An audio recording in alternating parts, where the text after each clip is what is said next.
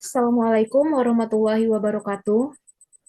Baiklah, kami dari kelompok 2 mata kuliah Teknologi Komposit kelas C akan mempresentasikan tentang macam-macam ikatan pada komposit dengan dosen pengampu yaitu Bapak Agus Pramono. Sebelumnya saya akan memperkenalkan anggota dari kelompok 2 yaitu ada Bagas Julianto dengan NIM 2090, ada Bagja Gumilar dengan NIM 2128, Bagus Prasetya dengan NIM 2041, Bintang Miracali dengan NIM 2030, ada Bismo Aditya Prakoso dengan NIM 2037, Bob Regan dengan NIM 2083, ada Cindy Dwi Puspitasari dengan NIM 2135, Danang Dwi Prasetyo dengan NIM 2035,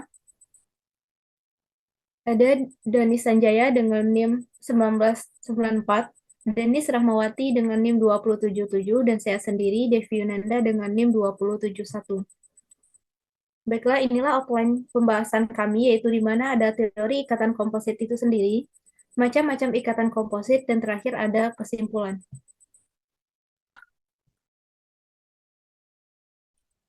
Teori ikatan komposit. Komposit merupakan material teknik yang tersusun atas dua atau lebih bahan memiliki fase berbeda menjadi satu material baru dengan sifat yang berbeda dan lebih baik dari material penyusunnya.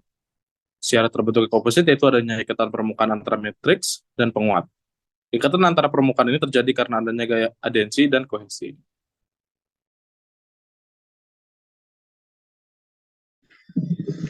Selanjutnya adalah teori ikatan pada komposit. Yang pertama adalah teori matriks. Matriks merupakan komponen penyusun komposit yang memiliki fraksi volume terbesar. Matriks biasanya memiliki sifat keuletan yang tinggi dibandingkan dengan penguat, tetapi memiliki kekuatan di bawah penguat yang digunakan sebagai media pembawa bahan penguat. Selanjutnya adalah teori penguatan.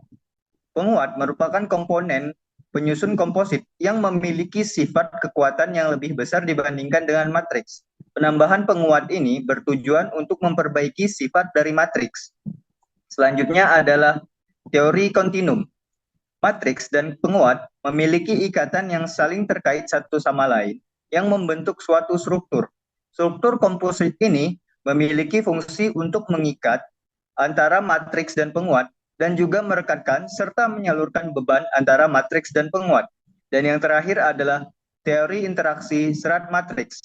Interaksi antara serat dan matriks atau biasa disebut dengan interface merupakan interaksi antar permukaan matriks dan penguat yang membentuk ikatan lebih kuat dan tahan lama.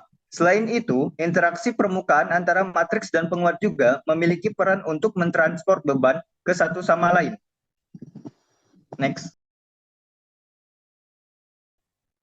Baik, selanjutnya ada ikatan komposit. Di sini ikatan komposit secara garis besar itu dibagi menjadi 3 ikatan, yaitu ada ikatan kimia, lalu ada ikatan elektrostatik, dan ada ikatan mekanik. Di sini ikatan kimia ini dibagi menjadi 4 lagi, yaitu ada ikatan ionik, lalu ada ikatan kovalen, ada ikatan logam, dan ada ikatan hidrogen. Selanjutnya kita masuk ke ikatan kimia pertama, yaitu ikatan ionik. Terbentuk karena adanya serat terima elektron antara permukaan matriks dan serat. Senyawa ionik biasanya terbentuk antara atom-atom unsur logam dan non-logam. Dengan menangkap atom lepas elektron ini, serat terima elektron masing-masing atom bisa mencapai konfigurasi elektron yang stabil seperti konfigurasi unsur-unsur gas mulia. Dalam satu senyawa ion, semua ion-ionnya saling tarik-menarik satu sama lain membentuk struktur kisi kristal. Jenis ikatan dalam sebuah senyawa berpengaruh terhadap sifat ikatan ionik dapat terjadi pada beberapa jenis komposit, seperti pada matriks silikon dengan penguat PAA atau polyacrylic acid pada silikon composite electrodes. Next.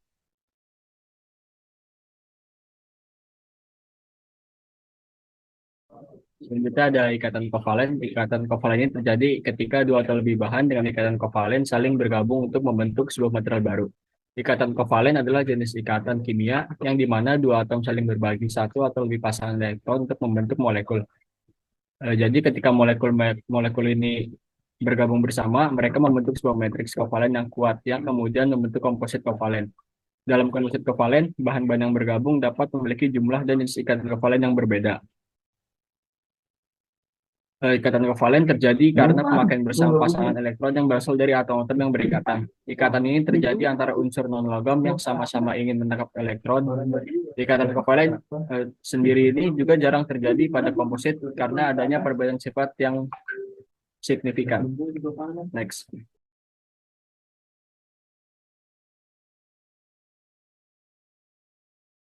Baik, yang selanjutnya itu ada ikatan logam. Ikatan logam merupakan salah satu ikatan kimia yang terdapat dalam komposit. Ikatan logam terjadi karena adanya gaya tarik elektrostatik antara muatan positif ion logam dengan elektronegatif yang bergerak bebas. Teori ikatan logam pertama kali dikembangkan oleh Drude pada tahun 1902, kemudian diuraikan kembali oleh Lorentz pada tahun 1916, sehingga dikenal dengan teori elektron bebas atau teori lautan elektron dari Drude-Lorentz. Menurut teori ini, kristal logam tersusun atas kation-kation logam bermuatan positif yang terdapat di tempat atau tidak bergerak, kemudian dikelilingi oleh lautan elektron valensi bermuatan negatif yang bergerak bebas dalam kisi kristal, sehingga dapat bergerak bebas dan berpindah ke kation mana saja. Maka dari itu terbentuklah suatu ikatan yang disebut dengan ikatan logam. Jadi, ikatan logam ini adalah gaya tarik-menarik antara ion-ion positif dengan elektron-elektron pada kulit valensi dari suatu atom unsur logam. Contoh ikatan logam yang terjadi pada komposit yaitu ikatan Mg dengan Al dalam pelapisan MgAl2O4 pada permukaan silikon karbida. Next. Selanjutnya ada ikatan hidrogen. Nah, jadi ikatan hidrogen ini merupakan ikatan yang terbentuk antara molekul-molekul yang sangat polar yang mengandung atom hidrogen. Biasanya ikatan hidrogen ini terjadi antara atom-atom hidrogen dengan atom lain yang memiliki keelektronegatifan yang cukup tinggi seperti unsur fluorine, oksigen, dan nitrogen. Nah, hubungan ikatan hidrogen yang tepat dalam komposit ini sangat mempengaruhi hasil sifat mekanis seperti sifat yang kuat, tangguh, dan ulet. Dalam material komposit, ikatan kimia berkontribusi pada kekuatan perekat antar muka atau kekuatan adhesif antar muka. Nah, hal ini juga berlaku pada ikatan hidrogen. Misalnya pada gugus hidroksil yang terbentuk pada permukaan aluminium atau Al2O3 yang teroksidasi dengan epoksi perekat. Contoh lainnya juga terdapat pada komposit graphene oxide, di mana gugus fungsional yang dilibatkan mempengaruhi jarak interlayer dan modulus elastisitas komposit. Selain itu, ikatan hidrogen ini umumnya terdapat pada komposit matriks selulosa.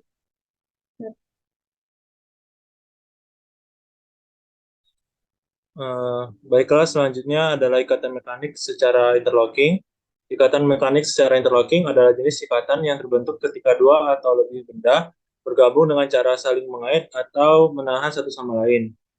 Ikatan ini biasanya terbentuk antara dua atau lebih benda yang memiliki bentuk atau struktur yang saling cocok, sehingga memungkinkan benda-benda tersebut untuk saling terikat atau berinteraksi secara mekanik. Pada interlocking, gaya adhesif ini sangat penting karena membantu mempertahankan ikatan antara dua permukaan. Ketika dua permukaan memiliki struktur yang saling mengunci, gaya adhesif akan membantu mencegah pergeseran atau perpindahan pada permukaan tersebut. Gaya adhesif sendiri bergantung pada sifat permukaan benda, seperti kekasaran, kelembaban, serta bahan yang digunakan. Next.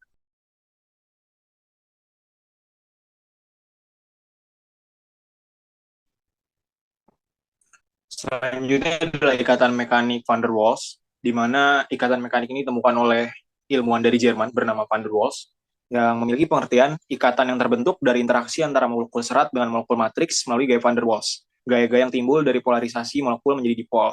Komposit polimer seperti termoplastik dan termoset adalah komposit yang biasanya mengandung ikatan van der Waals. Pada gambar di samping dapat terlihat proses yang terjadi pada ikatan mekanik van der Waals. Next.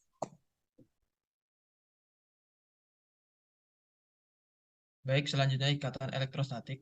Ikatan elektrostatik merupakan ikatan antara atom atau molekul yang terbentuk akibat gaya elektrostatik antara muatan positif dan juga negatif yang saling tarik-menarik.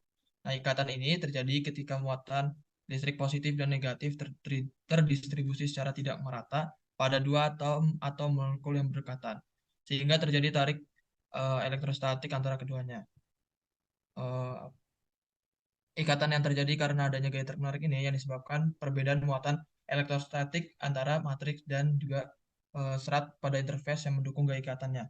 Nah, terdapat gambar di sini di mana ikatan ini terjadi pada komposit aluminium matriks dalam mekanisme elektrolis rating SiC sebagai penguat dengan pelapisan, MgAlO2 sebagai spinel, dan juga Mg sebagai weighting agent. Next. Baik, ada kesimpulan di sini. Jadi poin pertama tuh komposit dapat terbentuk karena adanya ikatan permukaan antara matriks dan penguat yang disebabkan karena adanya gaya adensi dan kensi. Serta yang kedua, teori ikatan pada material komposit diklasifikasikan berdasarkan fungsi dari komponen matriks dan serat dalam suatu komposit. Baiklah, sekian presentasi dari kelompok 2. Inilah referensi yang kami gunakan dalam penyusunan tugas kelompok. Atas perhatiannya kami ucapkan terima kasih. Assalamualaikum warahmatullahi wabarakatuh.